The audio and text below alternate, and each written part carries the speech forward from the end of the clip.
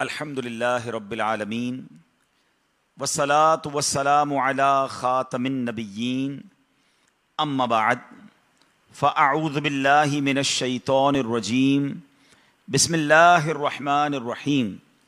पढ़िए अस्सलातु वस्सलामु अलैका या रसूल अल्लाह व अला आलिका व अस्हाबिका या हबीब अल्लाह। अस्सलातु वस्सलामु अलैका या नबी अल्लाह व अला आलिका व अस्हाबिका या नूर अल्लाह। मेरे प्यारे प्यारे इस्लामी भाइयों और मदनी चैनल के नाजरीन, अल्हम्दुलिल्लाह दावत इस्लामी के आलमी मदनी मरकज़ फैज़ान मदीना में मुख्तलिफ़ शोबाए ज़िंदगी से ताल्लुक़ रखने वाले आशिकान रसूल की आमद का सिलसिला रहता है और उनकी तरबियत का, नेकी की दावत के ज़ौक़ को पैदा करने का अल्हम्दुलिल्लाह एक सिलसिला रहता है। आज अल्लाह की रहमत से शोबा तालीम से ताल्लुक़ रखने वाले मुझे बताया गया कि ऑलमोस्ट 35 यूनिवर्सिटीज़ की नुमाइंदगी करते हुए PhD स्कॉलर्स आए हुए हैं माशाल्लाह। यूनिवर्सिटीज़ और इंस्टीट्यूट्स के टीचिंग फैकल्टी के अहबाब आए हैं, इस्लामी भाई आए हैं। मैं आप सबको दावत इस्लामी के आलमी मदनी मरकज़ फैज़ान मदीना में वेलकम करता हूँ। अल्लाह करीम आपका, हम सब का यहाँ आना अपनी बारगाह में कबूल फरमाए। आपका वक्त देना, सफ़र करना, ख़र्च करना, तकलीफ़ उठाना, यकीनन सफ़र भी तकलीफ़ होती है, आप तशरीफ़ लाए हैं। मेरा रब आपको हर कदम पर इसकी बेशुमार बरकतें नसीब फरमाए। दुरूद पाक पढ़ने के बेशुमार फ़ज़ाइल व बरक़ात हैं। एक बड़ा ही ईमान अफरोज़ वाक़या बुज़ुर्गान दीन ने अपनी किताबों में लिखा और इसके बारे में, इस वाक़े के बारे में आता है। पहले मैं इसका रेफरेंस आपको दे देता हूँ। सआदतुद्दारैन बड़ी खूबसूरत किताब है, उसमें वाक़या मौजूद है कि अबू इसहाक उमर बिन हुसैन समरकंदी रहमतुल्लाहि तआला अलैह अपनी किताब रौनकुल मजालिस में आपने इस वाक़े को भी बयान किया कि बलख शहर में एक ताजिर रहता था। इसके दो बेटे थे।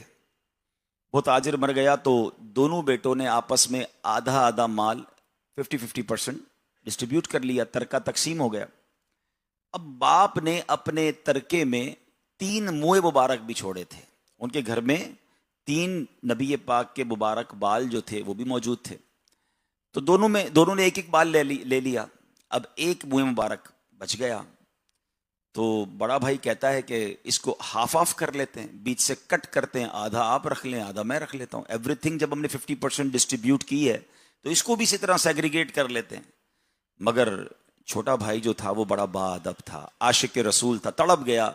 कहता बाखुदा ऐसा नहीं हो सकता, बाल को कैसे हम बीच से काटेंगे, ये तो उसका अदब नहीं है। तो बड़े भाई ने कहा कि अच्छा इतना प्यार है तुम्हें इनसे, तो ऐसा करो तीनों बाल मुबारक तुम रख लो, सारा माल मुझे दे दो। अब दुनियावी तौर पे बाज़ औक़ात कुछ लोगों को दुनिया की दौलत ही सब कुछ लग रही होती है, उन्हें लगता है कि ये मालो असबाब ही सब कुछ है। बल्कि अब तो सुना है ऐसे सो कॉल्ड मोटिवेशनल स्पीकर्स आ गए हैं जो बताते हैं दुनिया में कोई चीज़ अहमियत नहीं रखती सिवाय पैसे के। और अब लोगों को ये ट्रीटमेंट दिया जा रहा है, ये माइंडसेट बनाया जा रहा है। मैं कल एक अचानक मेरी नज़रों से एक क्लिप गुजरा कि जिसमें ये कहने वाला कह रहा था कि आप क्यों सोचते हैं कि बच्चे होंगे तो काम आएंगे, माल होगा तो काम आ जाएगा, बच्चों की क्या ज़रूरत है। यानी इस तरह की अब बातें हो रही हैं कि फैमिली रिश्तों की हाजत नहीं है, बाल बच्चों की हाजत नहीं है, जनाब अच्छे दोस्तों की हाजत नहीं है, सिर्फ पैसा ही सब कुछ है। ये शुरू से चला आ रहा है। कारून के नजदीक भी पैसा ही सब कुछ था ना।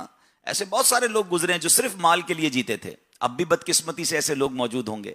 तो बहरहाल वो बड़ा भाई कहता है बहुत प्यार है तुम्हें नबी पाक के तबर्रुकात से, तो तीनों बाल तुम ले लो, तीनों मुए मुबारक तुम ले लो, सारे पैसे मुझे दे दो। उसने कहा मुझे मंजूर है। उसने सारे पैसे अपने भाई को दिए और नबी पाक के तीनों मुए मुबारक उसने अपने घर में रख लिए। अब उसने क्या किया, रोज सुबह जब वो घर से निकलता था तो पहले मुए मुबारक की बारगाह में हाजिरी देता, दुरूद पाक बड़े शौक से पढ़ता, अदब से पढ़ता। कुछ अरसा गुजरा। अच्छा आपको पता है तकदीर का चक्कर जब घूमता है, पहिया जब घूमता है तो अमीर गरीब होने में देर नहीं लगती, गरीब अमीर होने में देर नहीं लगती। ये बुजुर्ग जितने अगर बड़ी उम्र के यहाँ लोग बैठे हैं इनसे पूछे, इन्होंने कई बार देखा होगा कि बाज़ औक़ात ऐसा होता है कि ज़कात देने वाला ज़कात लेने वाला बन जाता है। ऐसे कई बार वाक़यात अचानक होते हैं, लोग इतना माल जमा करते हैं कोई एक हादसा हो जाता है। ज़्यादा दूर क्यों जाते हैं, कोविड के ज़माने में देख लें कि कोविड में कई लोगों की फैक्ट्रियां बंद हो गई, कई लोग बहुत नुकसान किया, और उसी कोविड में कई लोग अरबपति बन गए। तो ये चक्कर जब चलता है तो पता नहीं चलता। तो बहरहाल हुआ ऐसा कि बुजुर्गान दीन लिखते हैं कि वो जो बड़ा भाई था वो आहिस्ता आहिस्ता कंगाल होना शुरू हुआ। जिस माल के बलबूते पर उसने डिसीजन लिया था, उसका सारा माल खत्म हो गया। और अल्लाह ने छोटे भाई के अदब, दुरूद पाक की बरकत, नबी पाक के इश्क की बरकत से उसके छोटे से काम में बरकत ऐसी डाली कि वो मालदार हो गया। अच्छा, फिर क्या हुआ कि कुछ अरसे बाद जो ये छोटा भाई था, इसका इंतकाल हो गया। तो एक मर्द साले ने उस भाई को ख्वाब में देखा कि नबी पाक अलैहिस्सलाम उस छोटे भाई के साथ जलवा फरमा है, और हुजूर ने फरमाया लोगों से कह दो जिसको कोई हाजत हो तो इसकी कब्र पर आए, अल्लाह से दुआ करे, अल्लाह इसकी बरकत से उसकी दुआ कबूल फरमा लेगा। तो अब उसकी कब्र पर लोगों का आना शुरू हो गया। सुभान अल्लाह, इतना अदब हो गया लोगों के दिलों में कि उसकी कब्र के पास से कोई गुजरता तो लोग सवारी से उतर कर गुजर कर जाया करते थे। अब ये एक वाकया है मेरे प्यारे इस्लामी भाइयों, लेकिन ये बात तो तय है कि बाअदब बानसीब, बेअदब बदनसीब। कभी भी अदब का दामन नहीं छोड़ना है। और ख़ास तौर पे जब नबी पाक अलैहिस्सलाम की निस्बत वाली चीज़ों की बात आ जाए, देखिए तबर्रुकात तो वो अजीम शय है, वो अजीम बरकत वाली चीज़ है कि अगर आप कुरान मजीद को पूरा पढ़ें, खाली सिर्फ सूरह यूसुफ की अगर आप तफसीर पढ़ लें तो हज़रत यूसुफ अलैहिस्सलाम ने अपना कुर्ता भिजवाया था अपने वालिद साहब के लिए। हज़रत याकूब की आंखों की बीनाई कमज़ोर हो गई थी। भाइयों ने जब बताया तो आप बड़े सैड हुए, बड़े अफसुर्दा हुए, और अपना कुर्ता दिया कि जाओ मेरे वालिद साहब की आंखों पर रख देना, अल्लाह इसकी बरकत से रोशनी अता फरमाएगा। मुझे बताएं, अगर तबर्रुक की अहमियत ना होती तो अल्लाह के एक नबी दूसरे नबी के लिए अपना कुर्ता क्यों भिजवाते? वहीं से बैठ के दुआ कर देते। तो अल्लाह के नबी थे ना, हमसे ज्यादा जानते थे। अच्छा, फिर इस वाक़े को रब कुरान में जिक्र फरमा रहा है, तो इसका मतलब रब की भी रिजा है, नबियों का भी तरीका है। और पता चला कि अंबिया, औलिया, बुजुर्गान दीन से निस्बत रखने वाली चीजों में अल्लाह ने बड़ी बरकत रखी है। तो अगर नबी पाक से निस्बत रखने वाली चीज, मुँह मुबारक किसी के पास हो या कोई भी ऐसी चीज हो, तो अल्हम्दुलिल्लाह इसकी बरकतें नसीब होती हैं। अल्लाह पाक हमें अदब वालों में जिंदगी गुजारने की तौफीक अता फरमाए। कहते ना, इल्म पढ़या पर अदब न सखिया। कुछ लोग बहुत कुछ पढ़ लेते हैं मगर अदब नहीं होता है। इल्म पढ़या पर अदब न सिखिया, की लेना इल्म नू पढ़ के हूँ, तस्बी फिरी पर दिल न फिरया। की लेना तस्बी पढ़ के हूँ।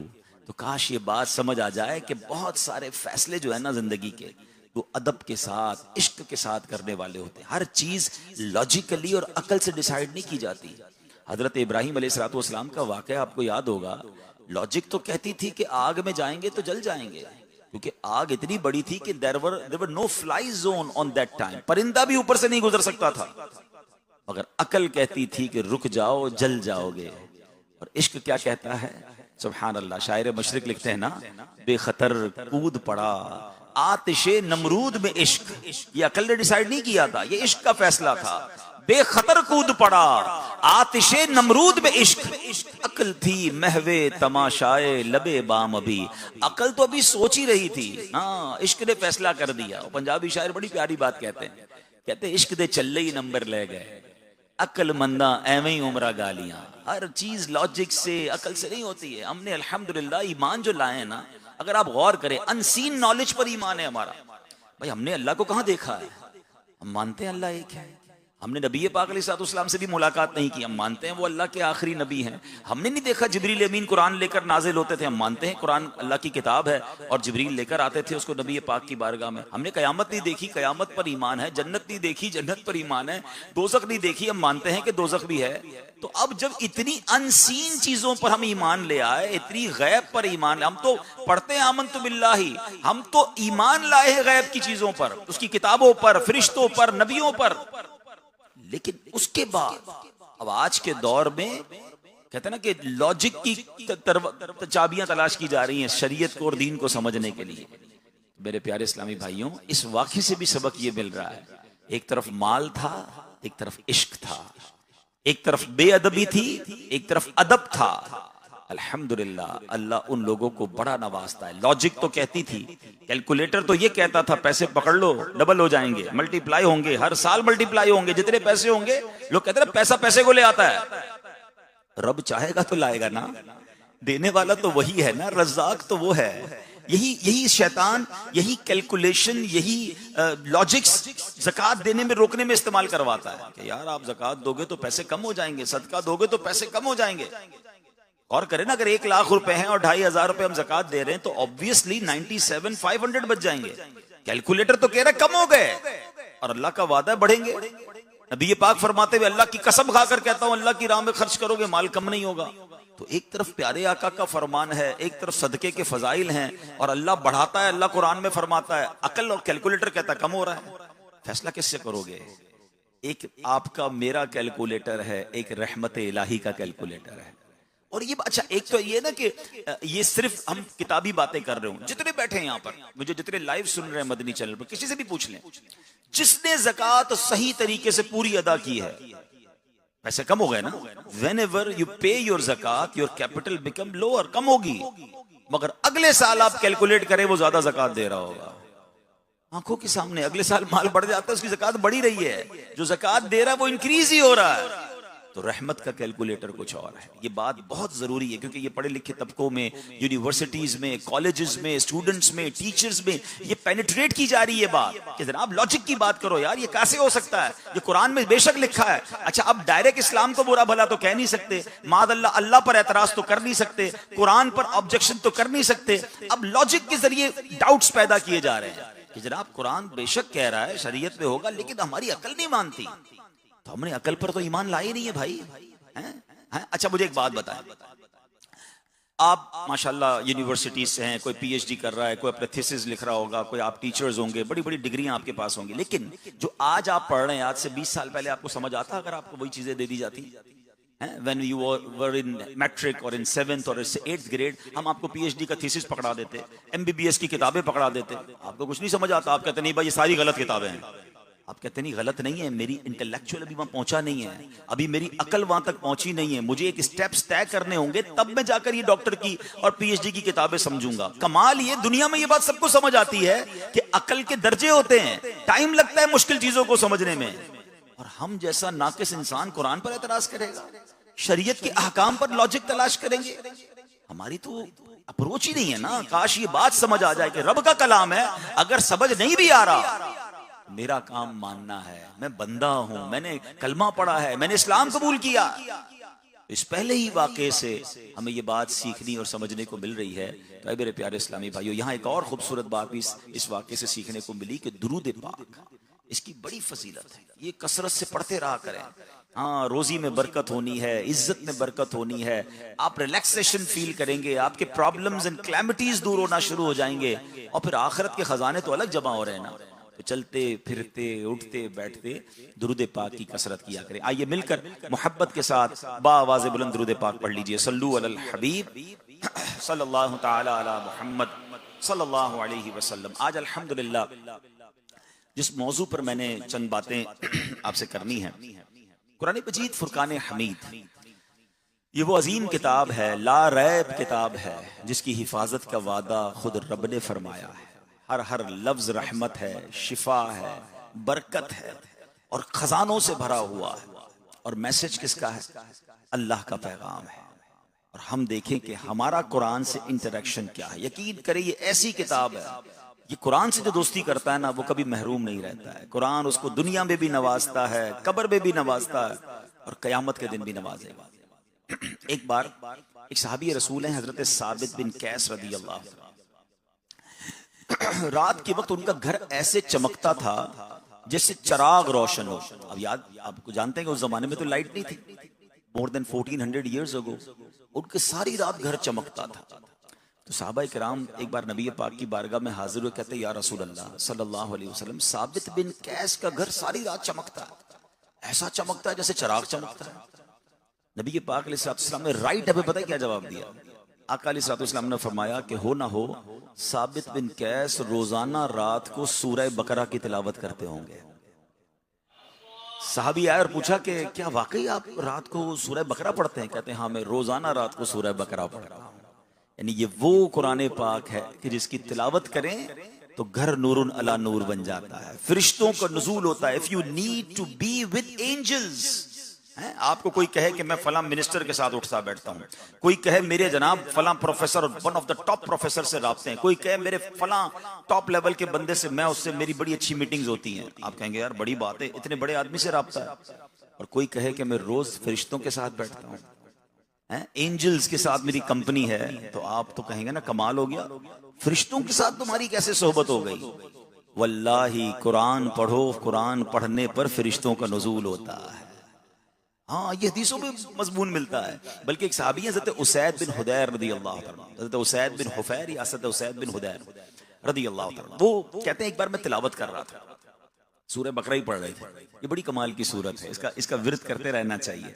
तो सूरह बकरा पढ़ रहे थे, तो कहते मेरे घर के बाहर सहन था, उसमें घोड़ा उछलने लगा। तो मैं थोड़ा हैरान हुआ, तो फिर मैंने तिलावत थोड़ी देर के लिए रोक दी। घोड़ा भी काम डाउन हो गया, फिर तिलावत की, फिर घोड़ा भी दकने लगा, फिर मैं काम डाउन हो गया, रुका तो घोड़ा काम डाउन हो गया। मुझे डर ये था कि बच्चा मेरा साथ ही खेल रहा था, ये घोड़ा उछलते उछलते कहीं बच्चे को नुकसान ना पहुंचा दे। तीसरी बार जब ऐसा हुआ तो मैं बाहर निकला और अपने बच्चे को उठाया। कहते जब मैंने बच्चे को पिक किया ना, तो मैंने आसमान पर नजर की, तो अजीब मंजर था आसमान पर, फानूस कुमकुमे, पूरा आसमान भरा हुआ है रोशनियों से। मैं हैरान हो गया कि ये कैसा मंजर है। कहते सुबह बारगाह रिसालत में हाजिर हुआ, तो नबी पाक फरमाते ए उसैद, वो फरिश्ते थे जो तुम्हारी तिलावत सुनकर नीचे आ रहे थे। अगर तुम तिलावत जारी रखते तो सुबह सारा शहर जो है, सारे लोग फरिश्तों की जियारत कर लेते। ये है कुरान। कुरान का हर हर लफ्ज शिफा है, उसकी हर हर लफ्ज में नेकी है। प्यारे आका अलैहिस्सलाम फरमाते हैं, मैं नहीं कहता अलिफ लाम मीम एक हर्फ है, अलिफ एक हर्फ है, लाम एक हर्फ है, मीम एक हर्फ है। ईच एंड एवरी वर्ड हमें नेकियां दिलाता है, हमें बरकतें लाता है, peace of mind, peace of heart मिलता है कुरान से। और कुरान की कुछ आयतें तो इतनी इम्पैक्टफुल हैं, ऐसा असर डालती है। और सहाबा किराम अलैहिम रिदवान, सुभान अल्लाह, ये सिर्फ याद रखिएगा हमारा कुरान से इंटरेक्शन है, मगर क्या है, दुकान पे खत्म करवाना है तो कुरान चाहिए, नया घर लेना है, नया घर लिया तो कुरान खानी करवानी है, वो घर में किसी की बरसी है तो कुरान खानी करानी है। अच्छा, इसमें भी इतनी कुरान से दूरी है कि सम टाइम घर में कुरान खानी हो रही होती है, जिसके घर में कुरान खानी होती है उस वक्त भी कुरान नहीं पढ़ रहा होता, तो दोस्तों के साथ बैठा होता है। बच्चों का काम है, मदरसे के बच्चे आएंगे मेरी दुकान पे कुरान पढ़ लेंगे, मदरसे के बच्चे आएंगे अब्बू के 40वें पे कुरान पढ़ लेंगे। हम कब पढ़ेंगे? लेकिन याद रखिए, कुरान सिर्फ ये किताब तिलावा नहीं है, ये रीडिंग ओनली रीडिंग बुक नहीं, यकीनन तिलावत का सवाब है, ये किताबुल अमल भी है। ये पढ़कर हमने रिएक्ट भी करना है, अमल भी करना है। और सहाबा कैसा रिएक्ट करते थे, कुरान नाजिल होता था अमल शुरू कर देते थे। आपको याद नहीं, जब शराब की हुर्मत का हुक्म नाजिल हुआ, जिसके हाथ में जाम था उसने जाम तोड़ दिया, बर्तन तोड़ दिए शराब की, ऐसा लगता था मक्के की गलियों में शराब बह रही है, लोगों ने अपने बर्तन उसी वक्त तोड़ दिए। लब्बैक, हुक्म आया, रेडी टू ओबे। हम कभी कुरान पढ़ते पढ़ते ऐसा हुआ कि हुक्म आया और मैंने कहा बस आज से शुरू, आज से खत्म, आज से डिसाइड हो गया, अल्लाह ने फरमा दिया लब्बैक। सबसे बड़ा इशू यह है कि कुरान पढ़ते ही नहीं है, पढ़ते हैं तो अंडरस्टैंड नहीं करते। अच्छा, अंडरस्टैंड हो जाए तो फिर रिएक्ट नहीं करते, अमल नहीं करते। चौथे पारे की पहली आयत जब ये नाजिल हुई ना, फर्स्ट आयत ऑफ द फोर्थ पारा, बिस्मिल्लाहिर्रहमानिर्रहीम, लन तनालुल बिर्रा हत्ता तुनफिकू मिम्मा तुहिब्बून। बुखारी शरीफ की हदीस है। हजरत अबू तलहा अंसारी रजी अल्लाह तआला, बड़े मालदार साहबी थे, इनको अपने सारे प्रॉपर्टी में बेरोहा एक बाग बड़ा पसंद था। जैसी ये आयत नाजिल हुई ना कि तुम हरगिज भलाई को नहीं पहुंच सकते, what is the translation of this आयत? One of the beautiful and impactful आयत ऑफ कुरान। जरा गौर से सुनिएगा, हिला के रख देती है एक आयत। अल्लाह फरमाते भलाई चाहिए ना, तुम हरगिज भलाई को नहीं पहुंच सकते जब तक राहे खुदा में अपनी प्यारी चीज खर्च ना करो। The best in your wealth, जो तुम्हें पसंद है। पढ़ा ना, हमने भी पढ़ा, कई बार पढ़ा होगा। हजरत अबू तलहा अंसारी ने पढ़ा, राइट अवे नबी पाक की बारगाह में आते हैं, कहते हुजूर मेरी प्रॉपर्टी में जो सबसे प्यारी चीज है मेरा बेरोहा बाग है, हुजूर ये बाग अल्लाह की राह में सदका करता हूं। किसी साहबी ने पढ़ा नबी पाक की बारगाह में, कहा हुजूर बहुत सारे घोड़े हैं मगर ये घोड़ा बहुत पसंद है, बेस्ट है, अल्लाह की राह में देता हूं। यानी इस तरह आ के साहबा कराम ने ये डिसीजंस लिए। कभी ऐसा हुआ कि हम कुरान पढ़ें और हमारे दिल में ऐसा असर हो जाए कि हम राइट अवे डिसीजन लेने वाले बन जाएं कि बस मेरे रब ने फरमा दिया ना। अब यहां तो हमारा तो हाल ही बुरा है। अगर इसी एक आयत को हम थोड़ा सा कंटिन्यू करें हम खर्च करते भी है तो क्या करते हैं, जो घटिया है, जो फेंकने वाला है, जो हमारे काम का नहीं है। खाना बच गया तो अल्लाह की राह में देंगे, कपड़े पुराने हो गए तो गरीब याद आएगा। वॉट एवर जो चीज हमारे काम की नहीं है वो अल्लाह की राह में भेज रहे हैं। जरा गौर करें, भेज किसकी बारगाह में रहे, अल्लाह की बारगाह में। अल्लाह को नहीं पहुंचता हमारा खाना, कपड़े, पैसे, वहां नीयत पहुंचती है। मगर कैसी नीयत पहुंच रही है कि अल्लाह तुझसे मोहब्बत इतनी है कि जब काम का नहीं रहेगा तो तेरी राह में दूंगा। खुद सोचिए, अपने प्यारे को, अपने बच्चे को, अपने महबूब को जो सबसे ज्यादा पसंदीदा हो, क्या देते हैं तोहफे में? ब्रांडेड, सबसे अच्छा। यार दोस्त की शादी है, बच्चे की बर्थडे है, मेरी वाइफ, मेरी फैमिली को जनाब गिफ्ट देना है, बेस्ट देना है। मैं नहीं कहता ना दे, अच्छा दें, मगर अल्लाह की राह में देना है। तो जो मेरे काम का नहीं है, जुराब में सुराख हो गया, जैकेट पुरानी हो गई, रजाई फटने लगी, खाना बच गया, फिर अल्लाह की याद में देने की बारी आएगी। कब वो दिन आएगा कि मैं पहले अल्लाह की राह में दूं फिर खाना खाऊं, कि यार आज घर में अच्छा खाना बना है, पहले किसी गरीब को खिलाऊं फिर मेरे बच्चे खाएं। ऐसा नहीं हो सकता। यकीन करें, किसी दिन करके देखेंगे। हाँ, आप किसी दिन ये करके देखें कि बेस्ट पहले अल्लाह की राह में दूंगा फिर मैं इस्तेमाल करूंगा। अपने अभी सर्दियां आ रही हैं, हम अपने बच्चों के लिए हो सकता है स्वेटर खरीदेंगे, जुराबे खरीदेंगे, गरम अंडे लेकर जाएंगे, नट्स लेंगे, जिसको अल्लाह ने जैसा नवाजा है। क्या कभी ऐसा नहीं हो सकता कि थोड़े से यार यही चीजें मैं अपने किसी मुलाजिम के बच्चे को, किसी पड़ोसी के बच्चे को भी खिला दूं? 2 स्वेटर ले रहा हूं, 3 ले लेता हूं। मैं नहीं कहता बहुत ज्यादा लें, लेकिन कभी बेस्ट देकर देखो, फिर जो उसके दिल से दुआ निकलनी है ना, फिर जो बरकतें आपको मिल, क्योंकि कुरान में रब ने फरमा दिया ना, this is the way to obey the Quran, the commandment of Quran. लन तनालुल बिर्रा हत्ता तुनफिकू मिम्मा तुहिब्बून। तुम भलाई को नहीं पहुंच सकते जब तक अल्लाह की राह में प्यारी चीज खर्च ना करो। व्हिचएवर यू डिजायर, जो आपको बहुत पसंद है। काश ये बात समझ आ जाए। हमारा तो हाल ये है, चोट करने के लिए कह रहा हूं, कभी मस्जिद में जुम्मा पढ़ रहे हो और इमाम साहब ऐलान करें कि जनाब चंदा चाहिए मस्जिद के लिए, डब्बा हमारे सामने आए, आज सखावत का बड़ा जी चाह रहा है, चलो 100 रुपए दे देते हैं मस्जिद को। जेब से वॉलेट निकाला और वॉलेट में 2 नोट है, एक 100 रुपए का कड़क वाला और एक 100 रुपए का पुराना फटरे वाला। सच बताएं कौन सा डब्बे में डालें? अच्छा, वो जो नया वाला वो 102 रुपए का नहीं, वो भी 100 रुपए का ही है, लेकिन अल्लाह की राह में देना है ना, तो नोट भी पुराना देना है। इससे इंटेंशन जाहिर हो रही है कि मुझे मोहब्बत कितनी है अल्लाह की राह में देने से। अनफॉर्चुनेटली हमारा एक बड़ा अजीब और गरीब आर्ग्यूमेंट लोगों से सुनने को मिलता है, सॉरी टू से, पढ़े लिखे लोगों से ज्यादा सुनने को मिलता है कि यार आज के दौर में उलमा इंटेलेक्चुअल नहीं है, जमाने के तकाजों के मुताबिक जनाब बात नहीं करते, उनको नॉर्म्स नहीं पता, बात किस तरह करनी होती है, प्रॉब्लम्स क्या है लोगों के। मुझे सच बताइए, हमने मदरसों को मटीरियल कौन सा दिया है? हमारे अगर घर में 3 बच्चे हों, एक बच्चा बड़ा ब्रिलियंट है, सबक याद करता है, टाइम टू टाइम पढ़ता है, बड़ा होशियार है, हम कहते हैं इसको डॉक्टर बनाएंगे। दूसरा बच्चा घर में भी जरा पुर्जे वुर्जे ठीक कर ले, टेक्निकल माइंड है, कहते हैं इसको इंजीनियर बनाएंगे। तीसरा बच्चा जो कुछ भी नहीं पढ़ सकता, सबक भी याद नहीं करता, थोड़ा कुन जहन है, बाज़ औक़ात कोई उसके अंदर डिसेबिलिटी भी होती है, क्या कहते हैं इसको मदरसे में दे दो। यानी मदरसे में भी बच्चा वो देना है जो मेरे काम का नहीं है। फिर क्या कहते हैं उलमा उस तरीके से जनाब इंटेलेक्चुअल नहीं बनते। आप देना अपने खानदान का बेहतरीन बच्चा, बेस्ट बच्चा दे के मैं अल्लाह की राह में देता हूं, ये आलिम बने, मुफ्ती बने, दीन का दाई बने और जाकर पूरी दुनिया में दीन के परचम को सर बुलंद करे। But the mind set is very worse. क्या सोच रहे हैं हम, जो मेरे काम का नहीं है वो मैं अल्लाह की राह में दे रहा हूं। चेंज करें इसको और फिर इसका नतीजा देखिएगा। मैं एक साहब के पास बैठा था, कहते हैं यार बात तो बहुत अच्छी है कि अल्लाह की राह में सबसे बेहतरीन चीज दो, मगर सबसे बेहतरीन तो एक ही चीज होती है ना, है? अगर मेरे पास कोई भी चीज सबसे अच्छी है वो दे दूंगा तो वो एक ही होगी ना, तो खत्म हो जाएगी, चली जाएगी। उसका जवाब ये, तुम्हारे पास एक है, मेरे रब के पास एक नहीं है, उसके खजाने भरे हुए हैं, आप देकर देखिए अल्लाह उससे बेहतरीन अता फरमाएगा। भरोसा तो करो ना, किसी दिन ये करके देखिएगा। तो बहरहाल ये मैं बताना ये चाह रहा था कि किस तरह किताबुल अमल बनाया साहबाए कराम ने। एक बड़ी कमाल की आयत है, उसकी तो इतनी बड़ी हिस्ट्री है, आज तक वो आयत दिलों को बदल रही है। मैं इतने सारे उसके तो वाकयात हैं, और ये कौन सी आयत है? हजरत फुजैल बिन इयास, ये डाकू थे, तौबा से पहले बहुत बड़ी, यानी उनका इतना रोब था कि जिस शहर में जाए लोग घरों में छुप जाते थे। बड़ा जबरदस्त उनका एक नेटवर्क था और डकैती मारते थे। एक दिन वो कहीं से गुजरे तो एक शख्स तिलावत कर रहा था, कान में आवाज पड़ी। अच्छा, लोग कैसे थे, समझ भी जाते थे, तिलावत को इम्पैक्ट फौरन दिल पे आता था। तो कुरान पाक की जो आयत है ना, पारा नंबर 27, सूरह हदीद, आयत नंबर 16, अनबिलीवेबल, क्या कमाल की आयत है। और आयत क्या है? अलम यअन लिल्लज़ीना आमनू अन तख़शअ क़ुलूबुहुम लिज़िक्रिल्लाह। यकीन करें, इस आयत को अगर गौर से पढ़े ना तो रोंगटे खड़े कर देती है। What is the meaning of that आयत? क्या वक्त नहीं आया उन लोगों के लिए जो ईमान लाए कि झुक जाएं उनके दिल अल्लाह की याद के लिए? क्या अभी भी वक्त नहीं आया कि अल्लाह की तरफ झुक जाएं? ईमान तो ले आए हो मगर अल्लाह की तरफ नहीं आना है। यानी ये बुलाती है आयत, ये डराती है, ये झंझोड़ती है, मगर इम्पैक्ट उसके दिल पर आता है जो कल्बे सलीम रखता हो, जिसके दिल में नेकी की बात असर करने की सलाहियत हो।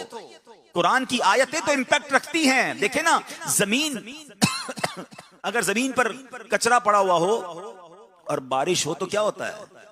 कीचड़ बन जाता है। और जमीन नर्म हो और बारिश हो तो क्या होता है? फूल खिलते हैं, सब्जा खिलता है। कसूर बारिश का नहीं, कसूर जमीन का होता है। हमारे दिल की जमीन में अगर गंदगी भरी हुई है तो फिर कुरान की आयतें असर नहीं करती। लेकिन जो दिल नर्म होता है, जो कल्ब सलीम होता है, फिर एक आयत ही बदल के रख देती है। क्या कमाल की आयत है। क्या ईमान वालों के लिए वक्त नहीं आया कि अल्लाह की तरफ झुक जाएं, अल्लाह की याद की तरफ झुक जाएं? जब ये सुनना था, हजरत फुज़ैल बिन इयास कांपने लगे, कहते हैं या अल्लाह, वक्त आ गया है, अब बहुत हो गया मालिक, मैं राजी, अब मैं तेरी तरफ आ गया। आपने जनाब तौबा के तकाजे पूरे किए। पहले अल्लाह की बारगाह में तौबा की, फिर लूटा हुआ माल सबको वापस किया, और अपने सारे जो कारिंदे थे, जो डाकुओं का ग्रुप था, बुलाकर कहते हैं सुनो, मैंने तौबा कर ली है, अब मैं डकैती नहीं करूंगा, मैं अल्लाह की याद में जिंदगी गुजारूंगा। तो वो जो सारे लोग थे ना, कहते सरदार तो आप हमारे डकैती में भी थे, अब तौबा भी आपने कर ली, अब भी आप हमारे सरदार हैं, अब सबने मिलकर तौबा कर ली। और हजरत फुज़ैल बिन इयास को अल्लाह ने मर्तबा कैसा दिया कि आपको विलायत के बहुत बड़े दर्जे पर रब ने पहुंचा दिया। यहां दो बातें सीखने को मिल रही हैं। कुरान जब दिल पर असर करता है ना, तो जिंदगी बदल के रख देता है, और बंदा सच्ची तौबा करे तो अल्लाह गुनाहगार को भी अपना वली बना लेता है। और ये एक तो वाकयात नहीं है, ऐसे बेशुमार वाकयात हैं। औलिया किराम की बाकायदा एक किस्म है कि जो तौबा करके बुरे काम करने में मुलव्विस थे, दिल पर असर हुआ, इम्पैक्ट हुआ, सच्ची तौबा की, अल्लाह ने अपना वली बना लिया। हजरत हबीब अजमी के बारे में आता है, आप सूदखोर थे मगर तौबा की, अल्लाह ने वली बना लिया। ऐसे बहुत सारे वाकयात मिलते हैं। हजरत बिश्र हाफी के बारे में आता है, आप शराब पीते थे मगर अल्लाह के नाम की ताजीम की, सच्ची तौबा की, अल्लाह ने आसमान विलायत का सितारा बना दिया। यहाँ एक और बात, मुझे इन वाकयात के बाद एक बात सीखने को मिली कि इसका मतलब ये हुआ कि हमें भी अपनी दुआओं में ये शामिल करना चाहिए कि अल्लाह तो हमें अपना वली बना ले। हम काबिल नहीं हैं, शर्म बहुत आती है, ये दुआ करते हुए भी शर्म आती है, अपने अमाल याद आते हैं, अपनी खताएं याद आती हैं, मगर दिलासा पता है क्या मिलता है? यार मैं गुनाहगार हूं, मेरा रब चाहे तो कर सकता है ना। जब बिश्र हाफी को अल्लाह वली बना सकता है, हबीब अजमी को अल्लाह अपना वली बना सकता है, फुज़ैल बिन इयास को अल्लाह अपनी विलायत का ताज अता फरमा सकता है, तो मैं बेशक गुनाहगारों का सरदार हूं, मेरा रब चाहे तो क्या मुमकिन नहीं है। हमारे पीरो मुर्शिद अमीर अहले सुन्नत के एक बड़ा प्यारा शेर है इस हवाले से, कोशिश करें इसको अपनी दुआओं में शामिल करें। पता नहीं कौन सी कबूलियत की घड़ी हो, पता नहीं कौन सा कबूलियत का वक्त हो, किसी के साथ दुआ कर रहा हूं और उसकी आमीन लग जाए, मेरा काम हो जाए। मेरे रब के खजानों में तो कमी नहीं है ना। वो दुआ करते हैं, तू अपनी विलायत की खैरात दे दे, तू अपनी विलायत की खैरात दे दे, मेरे गौस का सिताया इलाही, मेरे गौस का सिताया इलाही, बना दे मुझे नेकों का सदका, बना दे मुझे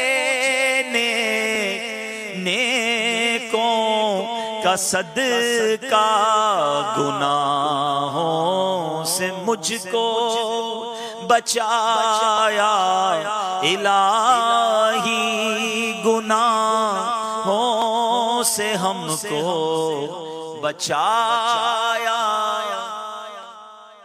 अब कुरान से दोस्ती करनी है, कुरान को किताबुल अमल के तौर पे पढ़ना है और अमल करना है। फिर देखिए कुरान कैसा गाइड करेगा आपको।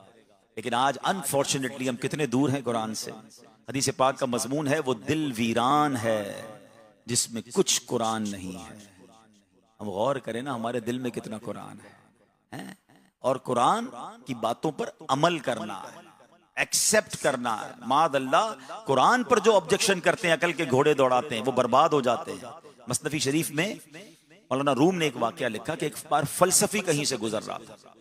अकल के जो सिर्फ अकल के पीछे चलने वाले होते हैं ना, उसने कुरान पाक की एक आयत सुनी। सूरह मुल्क में आपने ये कई बार आयत सुनी होगी, आखिरी आयत है सूरह मुल्क की। क्या आयत है? कुल अरअयतुम इन अस्बह माउकुम गौरन फमन यातीकुम बिमाइन मईन। आसान तर्जुमा कुरान कंजुल इरफान। तुम फरमाओ भला देखो तो अगर सुबह को तुम्हारा पानी जमीन में धंस जाए तो वो कौन है जो तुम्हें निगाहों के सामने बहता हुआ पानी ला दे। अल्लाह ने अपनी कुदरत का यहां इज़हार किया है। हालांकि इस आयत को पढ़ने के बाद बेहतर यह है कि बंदा क्या पढ़े?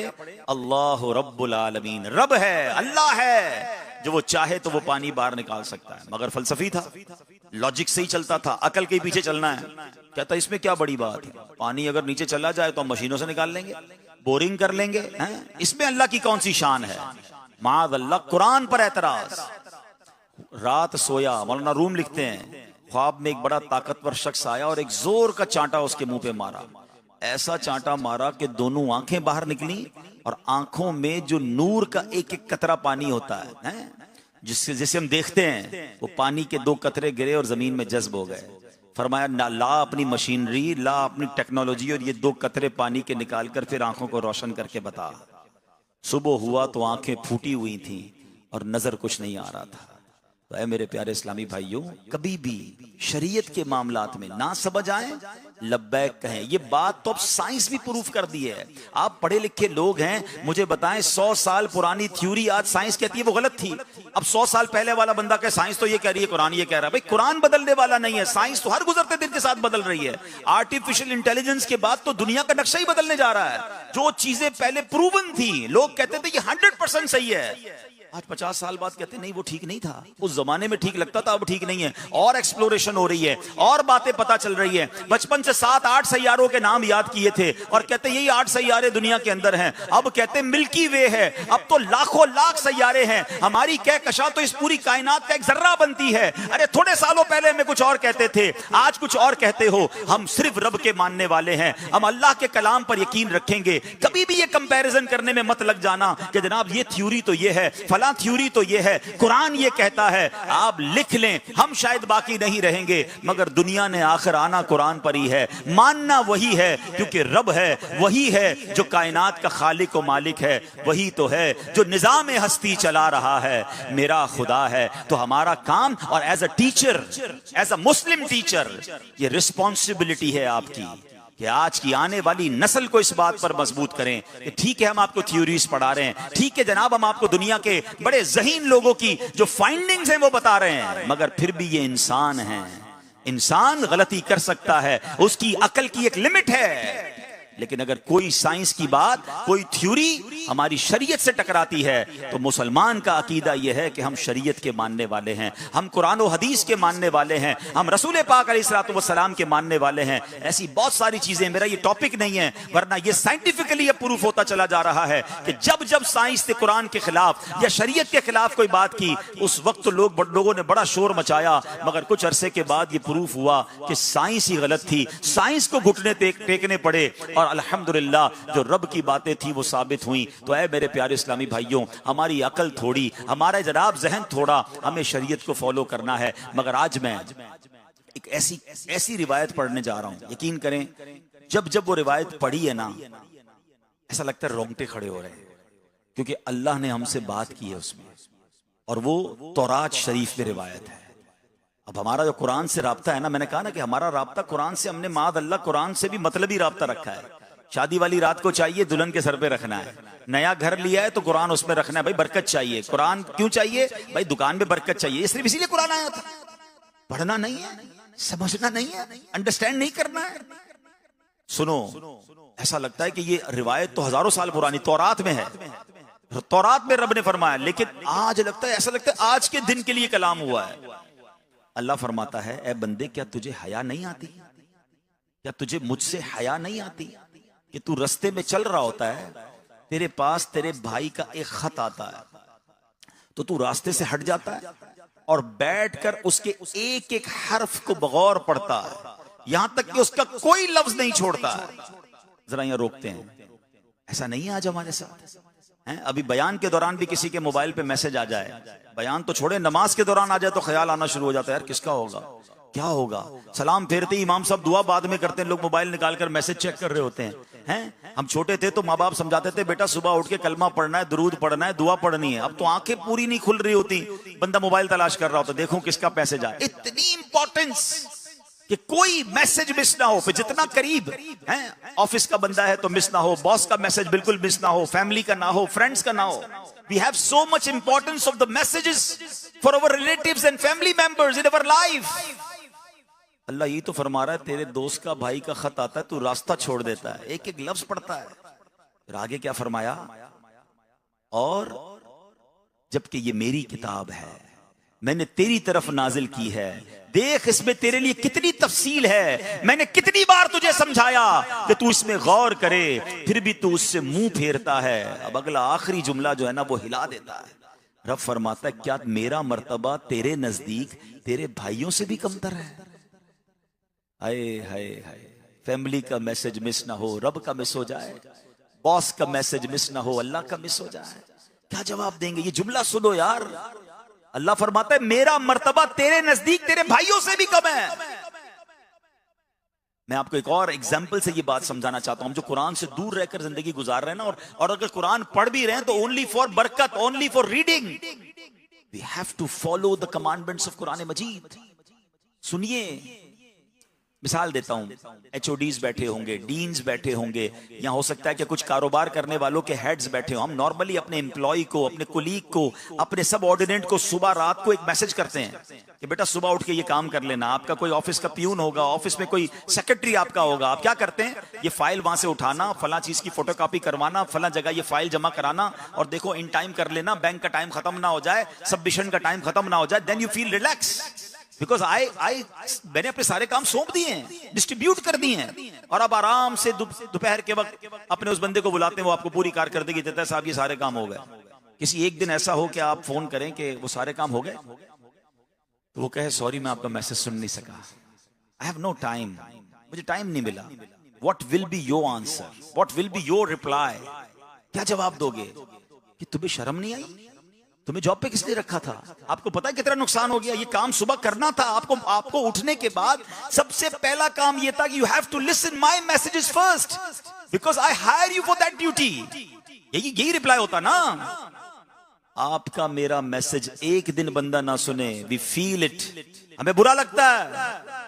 यहाँ कोई 30 साल का बैठा है, कोई 40 साल का बैठा है, कोई 50 साल का बैठा है। अब में से कई ऐसे होंगे जिन्होंने अभी तक अल्लाह का मैसेज नहीं पढ़ा है। कुरान किसका मैसेज है?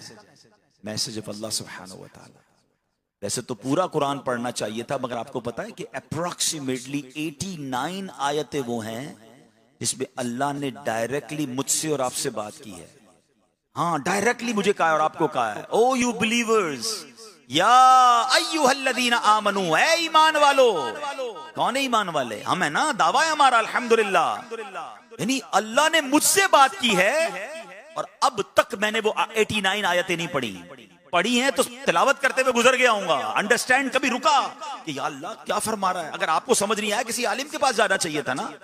मिसाल देता हूं, आपको कोई नोटिस आ जाए, लोग कहते हैं यार कुरान समझ नहीं आता। खैर ये बहाना तो अब नहीं चलेगा, अब तो दुनिया की मुख्तलिफ जबानों में ट्रांसलेशन, दावत इस्लामी ने तो इतना आसान कर दिया कि आसान उर्दू में नया तर्जुमा कुरान भी आ गया, नई तफसीर कुरान, ताकि 100 साल पुरानी उर्दू समझ नहीं आती, तफसीर कुरान सिरातुल जनान दावत इस्लामी ने दे दी, 10 जिल्दों पर तफसीर लिख दी। अच्छा जनाब कहते हैं महंगी है किताब, आज घड़ी लेने के लिए, जूते लेने के लिए, कपड़े लेने के लिए पैसे हैं, कुरान की तफसीर लेने के लिए लोग कह रहे होते नहीं यार काफी खर्चा हो जाएगा। दावत इस्लामी ने ये एक्सक्यूज भी खत्म किया। दावत इस्लामी की वेबसाइट पर पूरी तफसीर Quran free of charge download के लिए रख दी कि चलें डाउनलोड करके पढ़ लें। अच्छा जनाब, डाउनलोड करना भी मुश्किल है, एप्लीकेशन बना दी तफसीर कुरान सिरातुल जनान। खुद अपनी मर्जी से जो आयत पढ़ना चाहते हैं, जो टॉपिक पढ़ना चाहते हैं, सर्च करके पढ़ें। एक और आर्ग्यूमेंट लोग करते थे, जनाब उर्दू पढ़ना नहीं आती, पढ़ते हैं तो जरा आंखों का प्रॉब्लम है, समझ नहीं आती। हमने ये भी मसला हल कर दिया, अल्हम्दुलिल्लाह तफसीर कुरान सिरातुल जनान पूरी की पूरी ऑडियो रिकॉर्डिंग भी एप्लीकेशन में डाल दी। रोज के 8, 10, 15 मिनट सुन तो सकते हैं ना। अगर ये भी नहीं है मेरे पास टाइम तो फिर कसूर किसका है? माशाल्लाह पिछले दिनों एक नाबीना इस्लामी भाई का मैसेज आया, ये ऑलमोस्ट 127-28 घंटे में ये पूरी रिकॉर्डिंग हो जा, पूरी आप कुरान पाक की तफसीर सुन सकते हैं। तो उस इस्लामी भाई ने 27 दिनों में पूरी तफसीर कुरान सिरातुल जनान सुनी और कहते अल्हम्दुलिल्लाह मैंने ऑडियो सुनी, क्योंकि वो नाबीना थे, पढ़ नहीं सकते थे। कहते मैंने तफसीर कुरान जब पूरी सुन ली तो मुझे नबी पाक की ख्वाब में ज़ियारत भी नसीब हो गई। तो कुरान तो ये है, लेकिन इतनी दूरी है कुरान से, हैं? तो हम कुरान से दूर रहकर तो जिंदगी गुजार रहे हैं ना, ये अच्छी नहीं है। हम अल्लाह को क्या जवाब दे सकेंगे? मौला बड़ा बिजी था, कुरान था घर में, पढ़ने का टाइम नहीं मिला। अल्लाह मेरी बड़ी बिजी लाइफ थी, मैं यूनिवर्सिटी में काम करता था, मैं टीचर था, मैं स्टूडेंट था, मैं पीएचडी का मुझे मकाला लिखना था, मेरी लाइफ उसमें गुजर रही थी, तेरा कलाम पढ़ने का टाइम नहीं मिला। कैसे कैसे जवाब देंगे? हालांकि ये कुरान कब्र में काम आने वाला सॉफ्टवेयर है। जितने सॉफ्टवेयर है ना मेरे और आपके पास, जब मैं और आप कब्र में जाएंगे, every software become offline when we go in our grave, but you know Quran will be online in your grave. मैं नहीं कह रहा, हदीस पाक में आता है कि 29वें पारे की पहली जो सूरत है ना, सूरह मुल्क, 30 आयतों वाली सूरत, हदीस पाक का मजमून है, जो रोजाना रात को इसकी तिलावत करेगा, ये सूरत कब्र में आकर उसकी शफाअत करेगी। आपको पता है कयामत के दिन जितने जितने जन्नत के दर्जे हैं ना, कुरान की जितनी आयत है ना, इतने जन्नत के दर्जे हैं। रिवायतों में आता है कारी तिलावत करता जाएगा, जितनी तिलावत करता जाएगा जन्नत के उतने दर्जे तय करता जाएगा। हमें कितना कुरान याद है? हमें 2-4 सूरतें याद हैं, उसका भी माना पता नहीं होता। तो प्लीज एटलीस्ट हमें ये 89 आयतें पढ़नी चाहिए, इसको डीपली पढ़ना चाहिए, क्योंकि ये अल्लाह ने आपसे बात की है जी, डायरेक्टली अल्लाह ने मुझसे और आपसे बात की है। अब इसमें भी देखिए दावत इस्लामी कमाल की तहरीक है। आप कहें जनाब ये 89 आयतें पूरे कुरान में कहां ढूंढूंगा? पूरी 89 कमोबेश आयतों को अलग किया, इसकी पूरी एक बुकलेट जारी कर दी, उसका नाम ही रखा है ईमान वालों। वो भी वेबसाइट पर फ्री अवेलेबल है, खरीदनी है तो जाते हुए खरीद लीजिए, खरीदना चाहिए, लाइब्रेरी में रखनी चाहिए, वरना कम से कम आप उसको जो है वो डाउनलोड कर लें और पढ़ें। आज मैं बरकत के लिए एक उन्हीं आयतों में से एक आयत आपके सामने रखना चाहता हूं। यकीन करें ऐसे ऐसे मैसेजेस हैं, झंझोड़ के रख देते हैं। अब जो मैं आयत आज आपके सामने रखूंगा ना, उसमें कैसा पैगाम है। अल्लाह कुरान में फरमाता है, या अय्युहल्लज़ीना आमनुत्तकुल्लाह हक्क तुकातिही वला तमूतुन्ना इल्ला व अंतुम मुस्लिमून। वन ऑफ द ब्यूटीफुल आयत ऑफ कुरान पाक।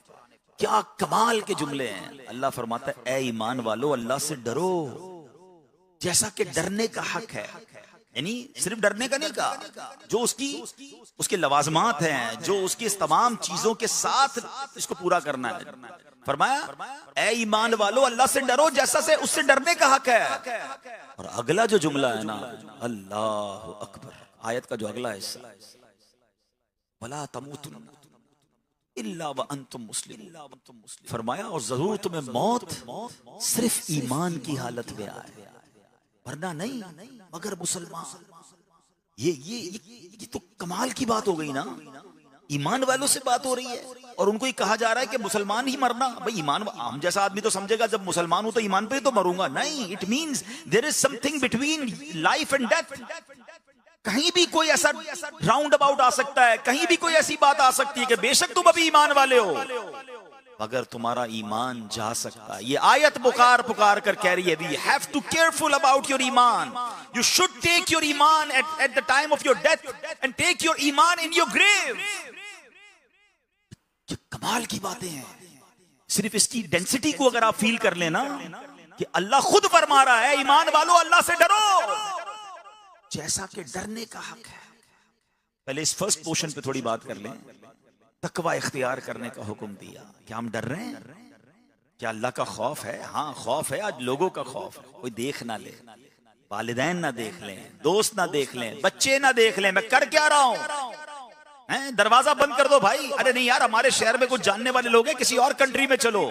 We have fear in our heart but not the fear of Allah सुब्हानहू व तआला। और इसकी वजह भी है, सुनिएगा।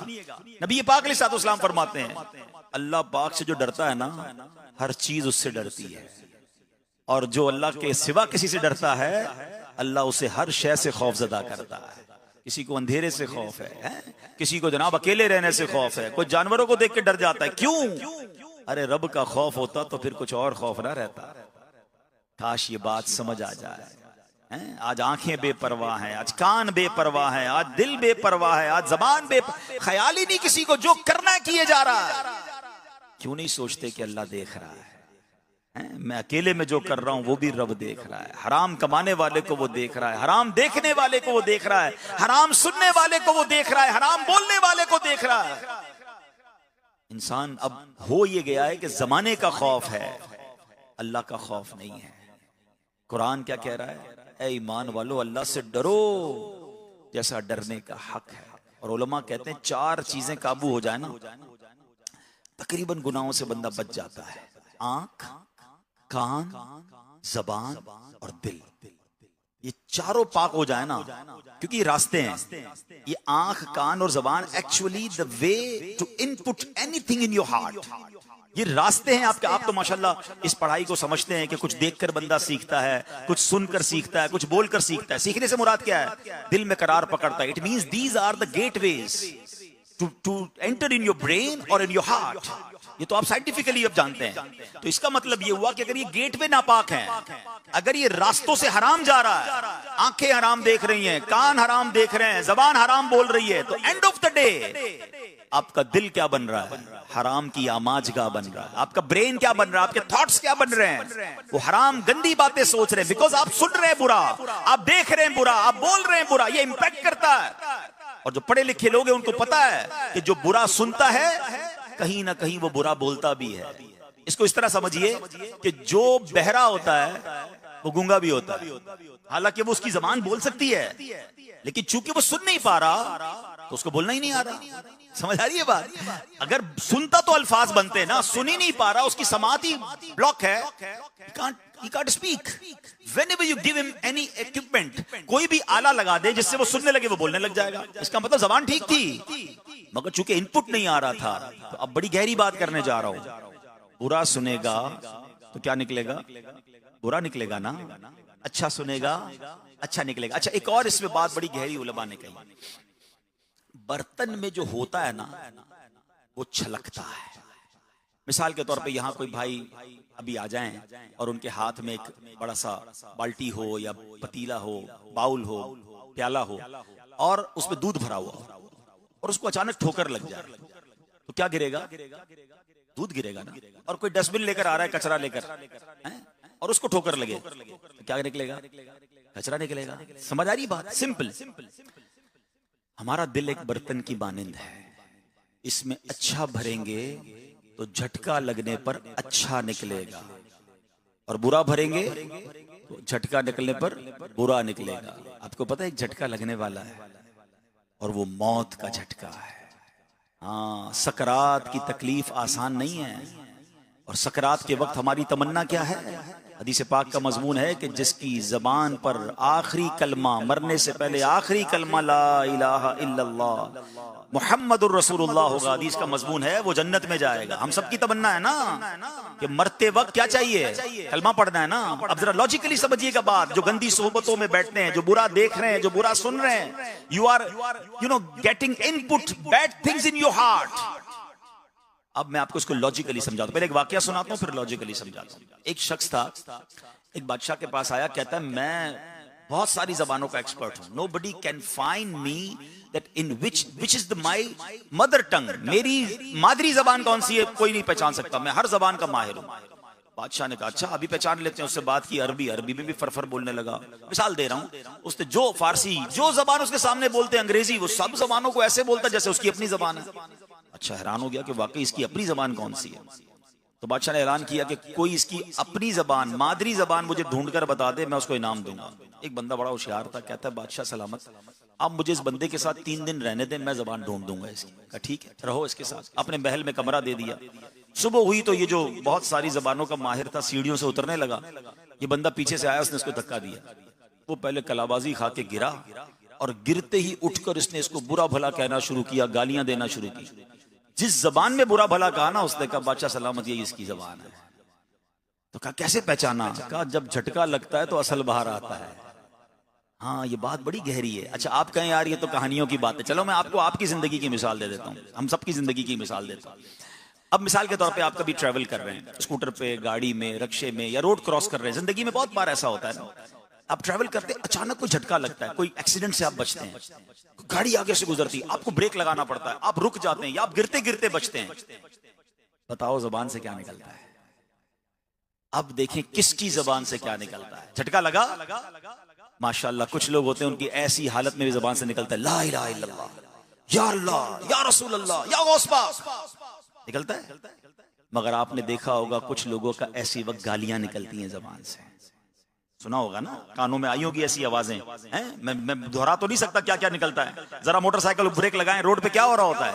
झटका लगा, गाली गलोच, माँ बहन पता नहीं क्या क्या कर रहे होते हैं। फर्क देख लो, अंदर जो भरा था, झटका लगा वही बाहर निकला। अगर ये हराम देखते रहे, हराम सुनते रहे, हराम चीजों पर अमल करते रहे, कहीं मरते वक्त जब मौत का झटका लगे, कहीं कुफर ना निकल जाए, कहीं गाली ना निकल जाए। एक और मैं आपको हदीस सुना देता हूं, अल्लाह अकबर। ऐसी हदीस है कि वो हिला देती है। अल्लाह के हबीब अलैहिस्सलातु वस्सलाम फरमाते हैं कि बंदा जब दुनिया से जिस हालत में जाता है, सुनो, नबी करीम अलैहिस्सलाम फरमाते हैं इन्नमल अमालु बिल खवातीन, अमाल का दारो मदार अंजाम पर है। हमने इन्नमल अमालु बिन नियात हदीस तो सुनी है ना, ये हदीस भी याद करना कि अमाल का दारो मदार खात्मों पर है। अगर खात्मा ही बेईमान वाला हो गया तो ना हज काम आएगा, ना उम्रे, ना नमाज, ना ज़कात, ना रोजे। ईमान जरूरी है। और आका फरमाते हैं कि बंदा जिस हाल में मरता है ना, हदीस का खुलासा उसी हाल में उठाया जाएगा।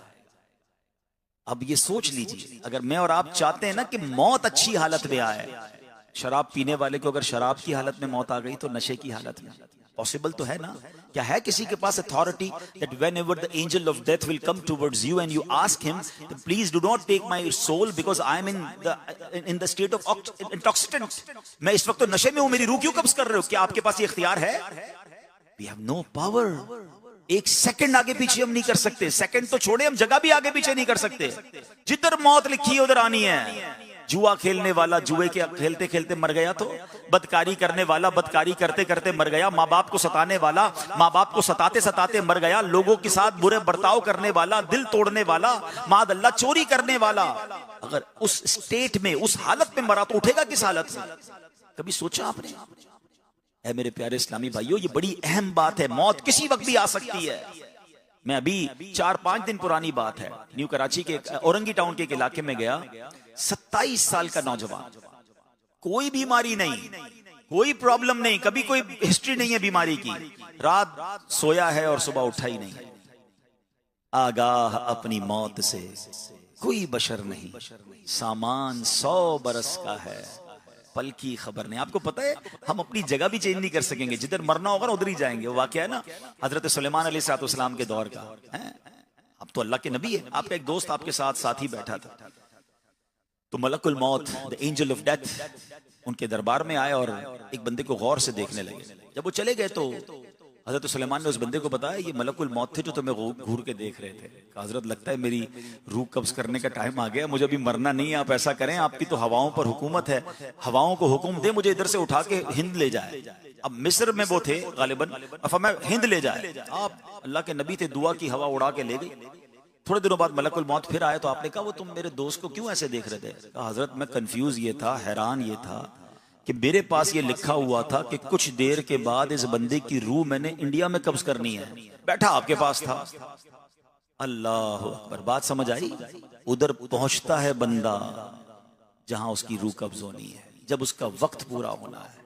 अब मैं बड़ा लॉजिकली क्वेश्चन करने जा रहा हूं। हम सब की तमन्ना है कि सजदे में मौत आए, वजू की हालत में मौत आए, तिलावत करते हुए मौत आए, अल्लाह करे कोई नेकी का काम करते हुए, कलमा पढ़ते हुए, दुरूद पढ़ते हुए मौत आए।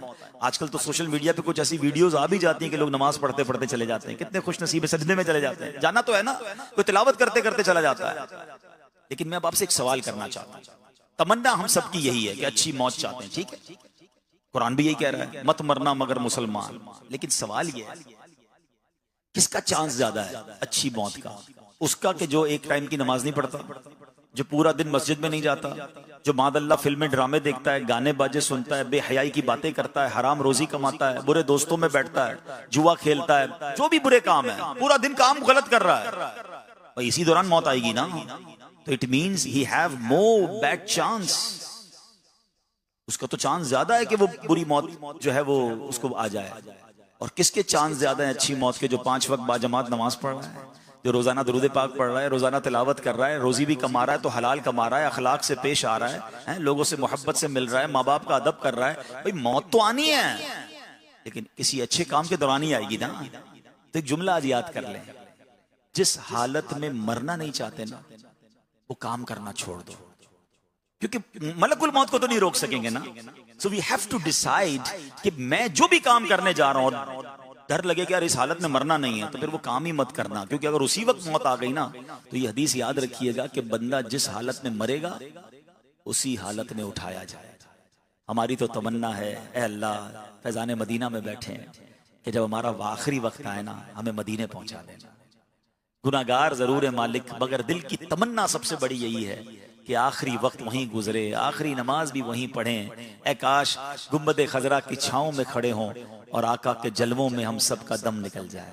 नज्म की ए खुदा आरज़ू है यही, आशिके जार की आबरू है यही, मौत के वक्त सर उनके कदमों में हो, दीद होती रहे, दम निकलता रहे।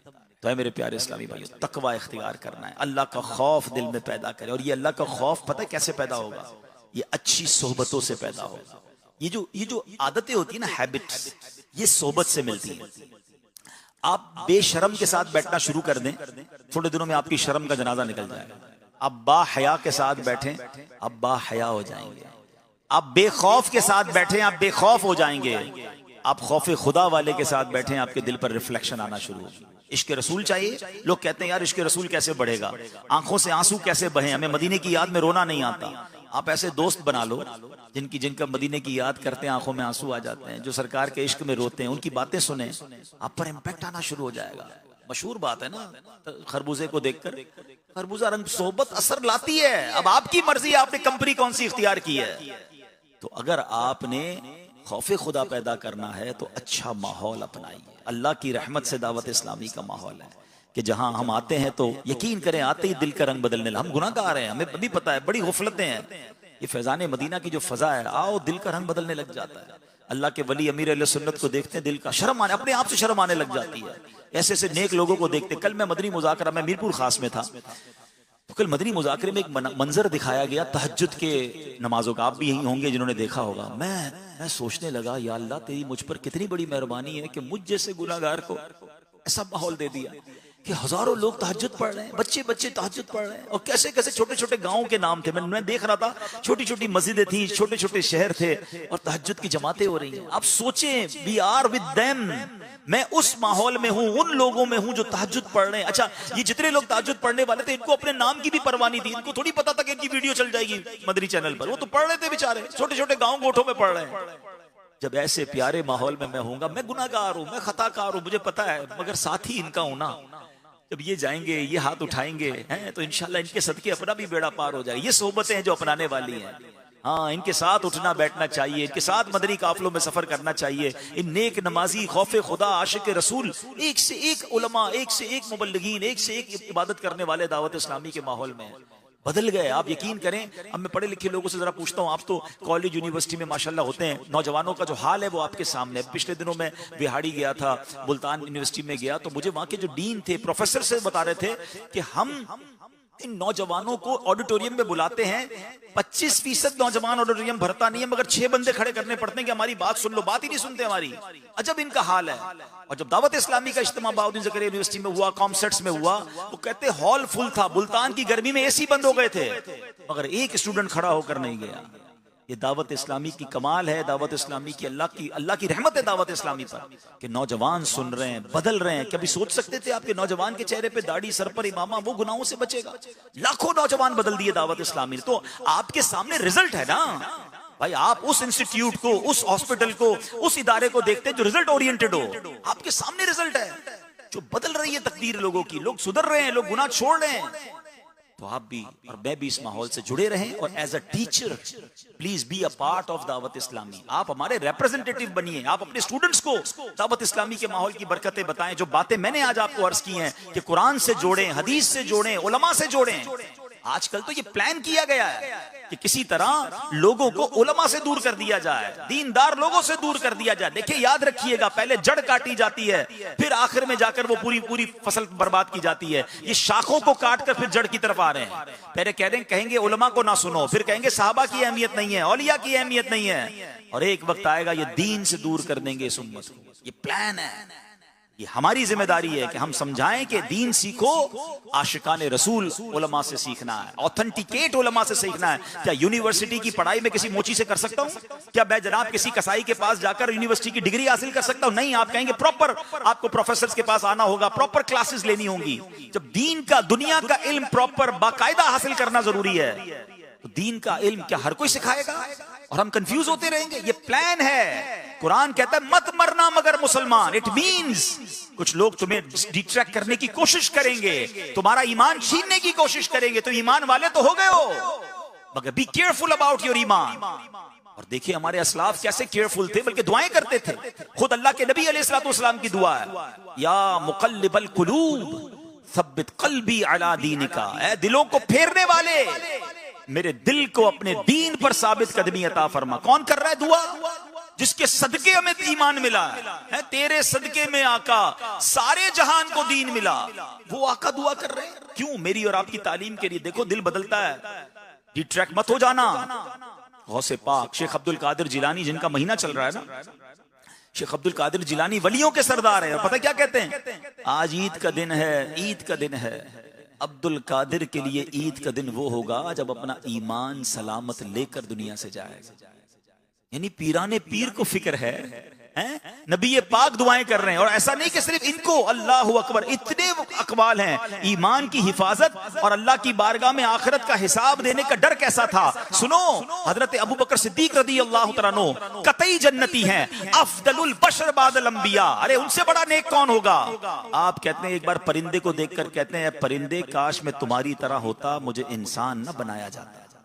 क्योंकि इंसान बन गया तो हिसाब किताब देना पड़ेगा ना। ऐसा जज्बा, ऐसा खौफ। हजरत उमर फारूक, क्या मर्तबा है रदी अल्लाह तआला अन्हु। अल्लाह के नबी फरमाते, मेरे बाद कोई नबी होता तो उमर होता। हजरत उमर फरमाते, काश में एक दरख्त होता जिसको काट दिया जाता।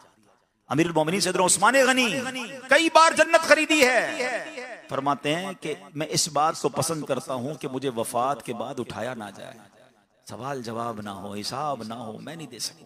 हाय हाय, कौन कह रहे हैं? हजरत सैयदना तलहा, सैयदना जुबैर फरमाया करते, काश हम पैदा ही ना हुए होते। हजरत आयशा सिद्दीका रदी अल्लाह तआला अन्हा, तैयबा ताहिरा, मोमिनीन की माँ, खौफ खुदा कैसा है? कहती काश में नसियन मनसियन, यानी कोई भूली बिसरी चीज होती। अल्लाह अकबर। अब बताइए मेरे प्यारे से, मैं और आप माहो शुमा, हमारी क्या औकात है? हमारा तो शुमार ही नहीं है। हम तो गुनाहों के अंबार लिए घूम रहे हैं, बट नो फियर, कोई फिक्र ही नहीं है हमें ईमान की कि ईमान भी छिन सकता है। सैयदी आला हजरत इमाम अहले सुन्नत ने 100 साल पहले समझाया था, सूना जंगल, रात अंधेरी, छाई बदली काली है, सोने वालों जागते रहियो, चोरों की रखवाली। फरमाया तो चोरी रखवाले बन जाएंगे। तुम्हें लगेगा रखवाले नहीं, चोर होंगे, तुम्हारा ईमान छीनने आएंगे। आंख से काजल साफ चुरा लें, या वो चोर बला के हैं, तेरी गठड़ी ताकी है और तूने नींद निकाली है। आज ईमान किस तरह छीनने की कोशिश है? बहुत सारे प्लान्स हैं, यानी ईमान बर्बाद होने के प्लान्स बहुत सारे हैं। शैतान है ना, देखिए शैतान क्या चाहता है? What is the ultimate goal of शैतान? एक्चुअली उसने तो जाना है बेईमान होकर जहन्नम में जाना है। वो चाहते हैं मैं अकेला क्यों जाऊं, मैं इनका ईमान भी स्नैच कर जाऊं। तो वो वसवसे डालता है, वो ऐसे लोगों को आगे उसके चेले बन जाते हैं जो दीन की बात करके हमें डिट्रैक्ट कर रहे होते हैं। एक वाकया एक आलिम दीन ने बताया, वो किसी बुक स्टॉल पर गए, किताबें दीनी किताबें वहां पर थी, तो एक बंदा मिला, वो माद अल्लाह हजरत अमीर माविया रदी अल्लाह तआला अन्हु के बारे में उल्टी सीधी बातें कर रहा था। आपने फरमाया क्या कर रहे हो, वो तो अल्लाह के नबी के सहाबी हैं, कातिबे वही हैं। कहता नहीं, आप मुझे रेफरेंस दें। तो इत्तेफाक कहते हैं उसी बुक स्टॉल में दावत इस्लामी की एक बड़ी प्यारी बुक फैजान अमीर माविया रदी अल्लाह तआला अन्हु मौजूद थी। बोला मैंने निकाली, उसी में से हदीस निकाल कर उसको दिखाया जिसमें रेफरेंस भी था, हदीस नंबर भी था। उसने पढ़ लिया, फिर पता जवाब क्या देता है, कहता मैंने पढ़ तो लिया लेकिन अब मैं गूगल पे जाके सर्च करूंगा। यानी अब हाल ये हो गया है कि हम उलमा से दीन नहीं सीखेंगे, हम गूगल से इल्म सीखेंगे, हम इंटरनेट से सारी चीजें सीखना चाहते हैं। तो फिर जनाब यूनिवर्सिटियां भी बंद कर दें, क्या जरूरत है उस्तादों की, हैं? सारे प्रोफेसर फारिग कर दें, सबको कहें सर्च करें, कर लें पीएचडी, सर्च करें, बन जाए डॉक्टर, और फिर उस सर्चिंग डॉक्टर से ऑपरेशन भी करवा के दिखाइएगा कि वो फिर क्या हाल करेगा जिसने इंटरनेट से डॉक्टरी ली होगी। उससे इलाज नहीं करवाएंगे, नहीं नहीं भाई इसने कोई प्रैक्टिस नहीं की है, लेकिन दीन उससे सीख लेंगे जिसने इंटरनेट से दीन सीखा हुआ है। अब फर्क देखिए, इतना मजलूम कर दिया हमने दीन को, और किस राह पर चल पड़े हम। उलमाए किराम की सोहबत देखिए, हमारे असलाफ ने हदीसें कैसे सीखी, एक एक हदीस सीखने के लिए 6-6 महीने का सफर किया है। और आज जनाब माद अल्लाह, अब तो ये हाल हो गया। मैंने कहा ना कि साजिशें, अरबी इबारत आई और कुरान नीचे लिखा, हमें तो कुरान आता नहीं, हमने इसको फॉरवर्ड करना शुरू कर दिया, बाद में पता चला आयत ही नहीं थी कुरान की। अगर कोई कुरान की आयत नहीं थी और आपने कुरान समझकर उसे फॉरवर्ड किया या कहा, यह अल्लाह पर झूठ बांधने के मुतरादिफ है। कोई हदीस नहीं है और आप उसको हदीस कहकर बयान कर रहे हैं, वो नबी पाक पर झूठ बांधने के मुतरादिफ है। और आज सोशल मीडिया का जमाना है, प्लान किया जा रहा है, फिर ऐसे चुटकुले हैं, ऐसे कॉमेडी शोज हैं, ऐसे जुमले हैं, ऐसे गाने हैं जिसमें कुफरिया कलमात डाल दिए कि किसी तरह ईमान स्नैच कर लिया जाए। खुदा के वास्ते, the most precious thing which you have in your life, it's your ईमान। इससे बढ़कर तो कोई कीमती चीज नहीं है ना। गाड़ी की हिफाजत, मोबाइल की हिफाजत, बच्चों, फैमिली, कारोबार, सबकी हिफाजत की फिक्र है। सच बताओ, सबसे ज्यादा हिफाजत की फिक्र किसकी होनी चाहिए थी? ईमान की। मैं नहीं कह रहा, कुरान कह रहा है, वला तमूतुन्ना इल्ला व अंतुम मुस्लिमून, मरना नहीं अगर मुसलमान। इस हाल में मरना के मुसलमान होना, तो प्लीज अच्छी सोहबत ये ईमान की हिफाजत करती है। हर चीज को सुनना, हर चीज को देखना, फिर कंफ्यूज हो जाना, ये ना किया करें।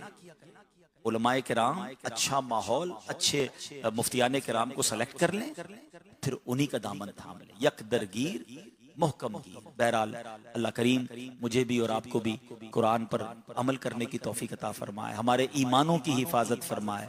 अल्लाह हमें बुरे वसवसों से बचाए, मुरी बौझ से बचाए, अपना हकीकी खौफ नसीब फरमाए। अल्लाह करे कि हमारी खलवतें भी अच्छी हो जाएं, हमारी जलवतें भी अच्छी हो जाएं। हम लोगों के सामने तो बड़े नेक हैं, अल्लाह करे अकेले में भी नेक हो जाए। आपको पता है अल्लाह को बड़ा पसंद है वो बंदा जो अकेले में रब को याद करे, अकेले में उसका खौफ करे, उसके आंसू बहे। हदीस पाक में आता है जिसका मजमून है कि कयामत के दिन अल्लाह के अर्श का साया जिन खुश नसीबों को मिलेगा ना, उनमें एक बंदा वो होगा जो तन्हाई में रब को याद करे और उसकी आंखों से आंसू बह निकले। तो कभी कभी ऐसा किया करो, तहज्जुद में अकेले, घर वालों को भी ना बताया करें, बस मैं हूं और मेरा रब, मैं उससे बातें करूं, अपने दिल की बातें करूं, आंसू बहाऊं, अपने गुनाहों पर माफी मांगू। खुदा की कसम जो सुकून मिलता है ना अल्लाह से अकेले में बातें करें। हम महफिल में बाज़ औक़ात रो पड़ते हैं, इज्तिमा में आंसू निकल आते हैं, दुआ होती है तो कभी कभी रिक्कत, अच्छी बात है, लेकिन क्या अकेले में ऐसा हुआ कभी? ये आदत बनाइए और यकीन करें जो प्रॉब्लम है आपका, जो मुश्किल है, अकेले में अल्लाह से बात तो करके देखो। एक एग्जाम्पल दूं, तसल्ली मिलेगी आपको। कभी कभी ऐसा हुआ होगा जिंदगी में कि जब आप किसी परेशानी में होंगे, प्रॉब्लम में होंगे, रात को नींद नहीं आ रही होगी, आप उठकर अपनी माँ के पास गए होंगे और वालदा से कहा होगा अम्मी बड़ा परेशान हूँ, बड़ा दुखी हूँ। माँ ने क्या किया? करवट बदल कर सो गई कि बेटा तू जान, तेरा काम जाने। माँ भी उठ गई, माँ ने सीने लगाया, तसल्ली दी, दुआएं दी। ये माँ करती है ना। मेरी माँ के दिल में ममता डालने वाला कौन है? जब मैं नींद से उठकर उसके पास जाऊंगा और आंसू बहाऊंगा कि मौला परेशान हूं, अल्लाह बीमार हूं, ए रब कर्जे में डूब गया हूं, ए अल्लाह फला फैमिली प्रॉब्लम है, अल्लाह फला इशू है, मेरा मसला हल नहीं हो रहा, मैं थक गया, अल्लाह तेरे पास आया हूं। सच बताओ क्या वो अपने दरबार से दूर कर देगा? वो ऐसे मदद करेगा, वो ऐसे तसल्ली अता फरमाएगा कि आपकी सोच है। आज से ये नियत करें कि अल्लाह से मोहब्बत करें, अल्लाह से प्यार करें, टूट कर प्यार करें, उसकी इताअत करें, उसकी नाफरमानी ना करें। और दावत इस्लामी का माहौल अल्हम्दुलिल्लाह ये काम हमारे लिए आसान कर देता है। जब यहाँ आते हैं ना तो ये सारे दुनिया के झमेलों से दूर करके हमें अल्लाह की तरफ, अल्लाह के हबीब की तरफ ये माहौल ले जाता है। तो इस मदनी माहौल से वाबस्ता रहें। अल्लाह मुझे भी वाबस्तगी नसीब फरमाए, आपको भी नसीब फरमाए। आमीन बिजाहिन नबी अमीन सल्लल्लाहु अलैहि वसल्लम। सल्लु अलल हबीब सल्लल्लाहु ताला अला मुहम्मद सल्लल्लाहु ताला अलैहि वालिहि वसल्लम। PIG's इज्तिमा में मुल्क के मुख्तलिफ़ शहरों से तशरीफ़ लाने वाले हाज़रीन और मदनी चैनल के नाज़रीन, अल्हम्दुलिल्लाह हम मुसलमान हैं और आज के बयान में हमने ईमान की हिफाजत के ताल्लुक़ से बेहतरीन मदनी फूल सुने। ईमान की हिफाजत के जहाँ बहुत से ज़राए हैं वहाँ पर एक ज़रिया किसी पीर कामिल से मुरीद हो जाना भी है। अल्हम्दुलिल्लाह हमारे रुकन शुरा हाजी अब्दुल हबीब भाई अपने ज़रिए से अमीर अहले सुन्नत का ये मुरीद बना सकते हैं और अमीर अहले सुन्नत कादरी सिलसिले में बैत फरमाते हैं। कादरी सिलसिले की बरकतों के क्या कहने के पीरान पीर रोशन ज़मीर महबूब रब्बानी शेख अब्दुल कादिर जिलानी रहमतुल्लाहि ताला अलैह फरमाते हैं कि मेरा कोई भी मुरीद तौबा किए बग़ैर नहीं मरेगा। आज मौका बड़ा अच्छा है, हमने ईमान की हिफाजत के ताल्लुक़ से सोच भी सुनी, फ़िक्र भी पैदा हुई होगी। तो जो इस्लामी भाई हाज़रीन में से या मदनी चैनल के नाज़रीन में से किसी पीर कामिल से बैत नहीं, वो रुकन शुरा के ज़रिए अमीर सुन्नत और कादरी सिलसिले में बैत हो जाएं। और जो पहले से किसी पीर कामिल के बैत हैं वो चाहें तो बैत बरकत हासिल कर लें। इसका फ़ायदा ये होगा कि वो मुरीद अपने पीर साहिबी के रहेंगे, लेकिन इसके साथ साथ उन्हें कादरी अत्तारी सिलसिले का फैज़ान मिलना भी शुरू हो जाएगा। मैं रुकन शुरा की खिदमत में अर्ज़ करूँगा कि सईदी हमें तौबा भी करवा दीजिए और सिलसिला आलिया कादरिया तारिया में दाखिल भी फरमा लीजिए। मेरे वो इस्लामी भाई जो मुरीद होना चाहें, जिस तरह मैं कहता जाऊँ रिपीट करते जाएं। बिस्मिल्लाहिर्रहमानिर्रहीम। अस्सलातु वस्सलामु अलैका या रसूल अल्लाह व अला आलिका व अस्हाबिका या हबीब अल्लाह।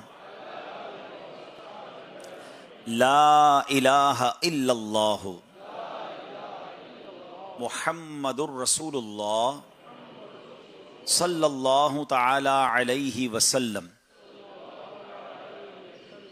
तौबा करता हूँ मैं अपने तमाम पिछले गुनाहों से और वादा करता हूँ मैं कि आइंदा शरीअत पर चलूँगा, बद मज़हबों और बुरे लोगों की सोहबत से बचता रहूँगा, नमाज रोज़े की पाबंदी करता रहूँगा, वालिदैन की नाफरमानी, झूठ, गीबत, चुगली, वादा खिलाफ़ी, गाली गलोच, फिल्में ड्रामे, गाने बाजे, बेपर्दगी वग़ैरह वग़ैरह गुनाहों से बचता रहूँगा।